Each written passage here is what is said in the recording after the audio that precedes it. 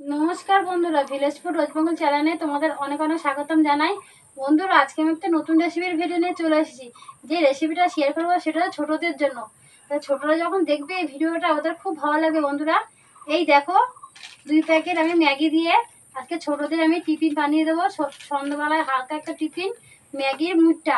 এই ম্যাগির মুড়টা খেতে বন্ধুরা খুব ভালো লাগবে। ছোটরা অনেক সময় অনেক কিছু খেতে বায়না করে, তার জন্য তোমার যদি মনে করো তখন তোমরা ম্যাগি দিয়ে এভাবে ম্যাগির মুখটা করে খাওয়াবে। আর ম্যাগির মুখটা করতে কী কী লাগে সেটা তোমাদের দেখাবো। এটা খুব সুন্দর বন্ধুরা, এটা সস দিয়ে সন্ধ্যাবেলা ওরা খাবে।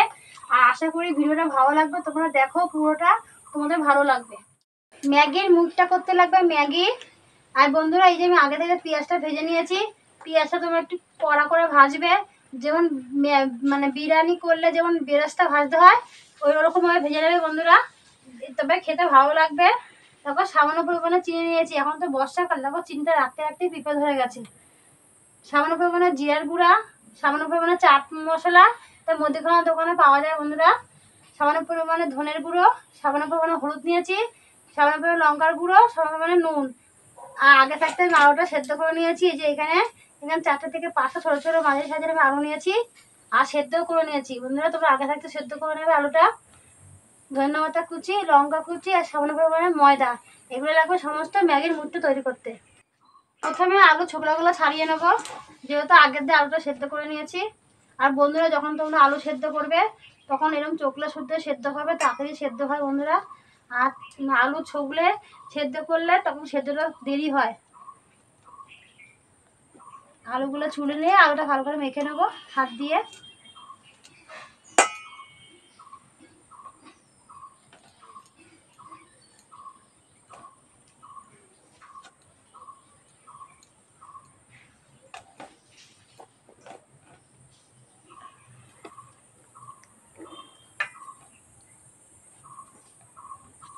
বন্ধুরা, এই যে আলুটাকে ছোকলাটা ছাড়িয়ে দিয়েছি আলুর গায়ের থেকে। এবার আলুটাকে ভালো করে মেখে নেবো হাত দিয়ে। হাত দিয়ে মাখলে ভালো হয় বন্ধুরা, কারণ অনেকটা আলু শক্ত হয়ে থাকে, তো ওই আলুগুলো এরকম হাত দিয়ে চিপে চিপে ভাঙলে ভালো হবে। তো এই একটা শক্ত ফেলে দেবো।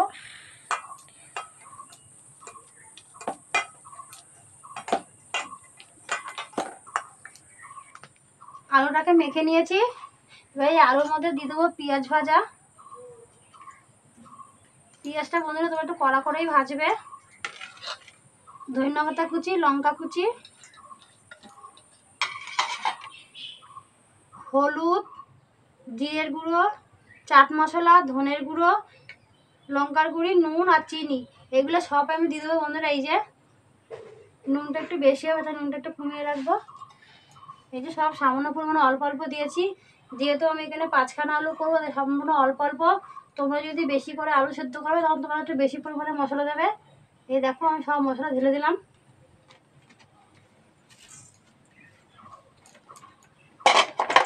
দিয়ে আলুটাকে ভালো করে মেখে নেবো। এই যে বন্ধুরা দেখতে পাচ্ছ আলুটা মাখা হয়ে গেছে। এবার আমি হাতটা একটু ধুয়ে আসি, তোমার দেখাবো আবার। এবার হাতটা ধুয়ে এসেছি বন্ধুরা। এবার হাতের মধ্যে একটু সাদা তেল মাখিয়ে নেবো।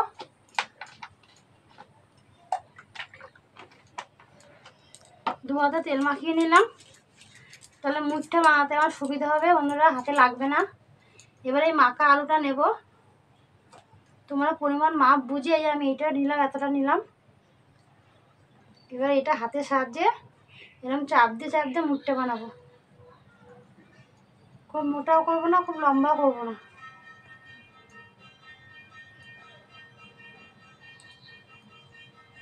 এই যে এইভাবে বানিয়ে আমি রাখবো সমস্ত আলুগুলা।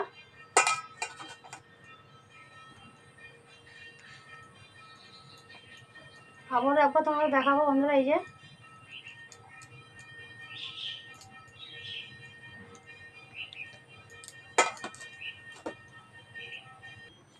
যে বন্ধুরা সমস্ত আলুর মুড়টাগুলো বানিয়ে নিয়েছি।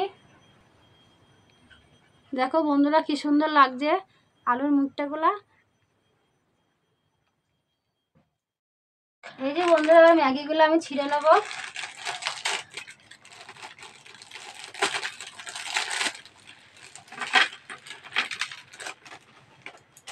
ম্যাগিগুলো ছাড়িয়ে নিলাম বন্ধুরা।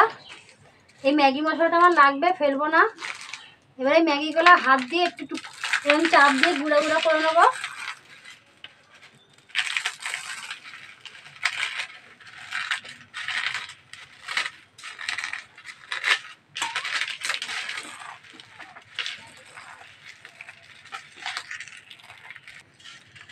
এই যে বন্ধুরা হাত দিয়ে ম্যাগিটাকে গুঁড়ো গুঁড়ো করে নিয়েছি। এই যে এইভাবে করবে।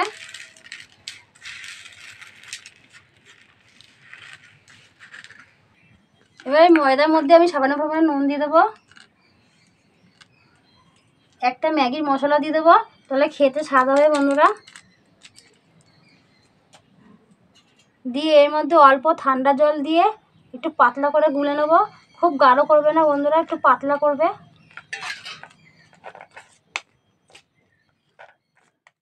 এই যে বন্ধুরা ময়দাটাকে ভালো করে গুলে নিয়েছি, দেখো না পাতলা না গাঢ়, মিডিয়াম করেছি। এই যে, আর এটা খেতে খুব সুন্দর হবে, যেহেতু ম্যাগির মশলা দিয়ে করলাম। তোমরাও এটা যখন করবে ম্যাগির মশলা দিয়েই করবে। সব জোগাড় করে নিয়েছি, দিয়ে এইদিকে উনুনটাকে ধরিয়ে নিচ্ছি।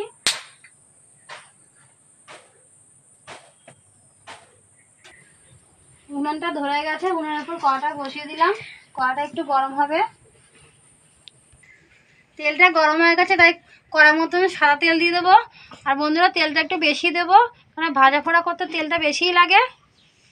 যে তেলটা একটু গরম হবে, তেলটা গরম হয়ে গেছে।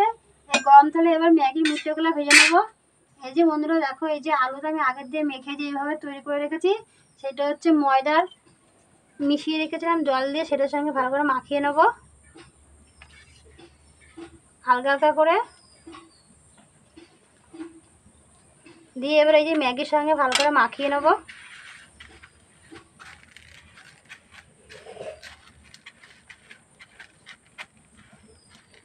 দিয়ে এবার তেলেই ভেজে নেবো।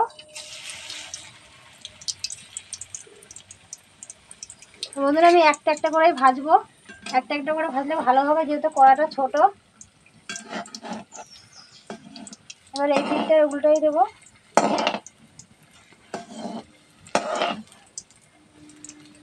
আর বেশি আঁচ দেবে না, কম আঁচে করবে, নাহলে ম্যাগিটা পুড়ে যাবে। আমি কিন্তু আঁচ কিন্তু বেশি দিনে বন্ধুরা কম জালে করছি।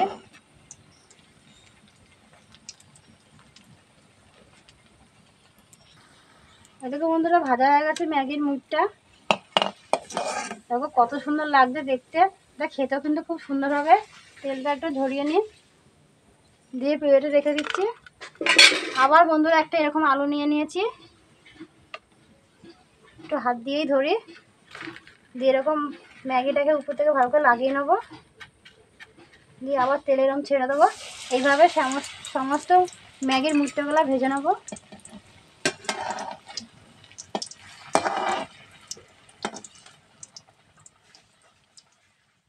এই যে বন্ধুরা দেখো, আমার ম্যাগির মুখটা বানানো হয়ে গেছে। আমি দুটো ম্যাগি দিয়ে আনছিলাম, তাই আমি 10খানা মতন করেছিলাম আলুর ওইটা, কিন্তু আর ম্যাগিতে হয়নি বলে আর ভাজা দেখালাম না, এই 6টায় দেখালাম। বন্ধুরা দেখো কত সুন্দর, এই ছোটোটা খুব ভালো লাগবে খেতে, আর ছোটোদের খুব পছন্দের একটা খাবার, আর সন্ধ্যাবেলা একটা হালকা টিফিন বন্ধুরা।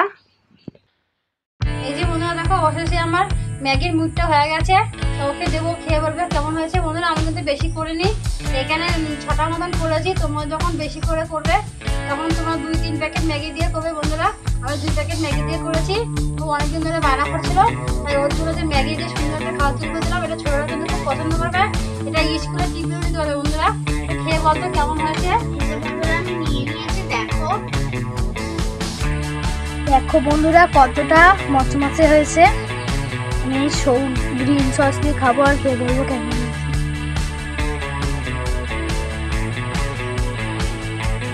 গালে রুটি দিয়েছে, ওর খেতে ভালোবাসে বন্ধুরা।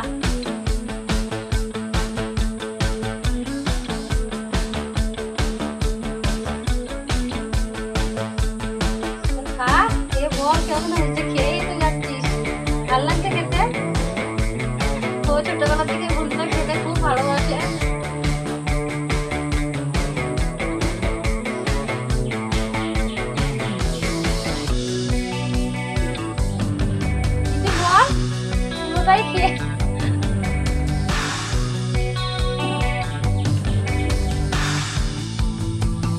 কি আর বলবো বন্ধুরা, আমার মায়ের তো সব রান্নাই ভালো হয়।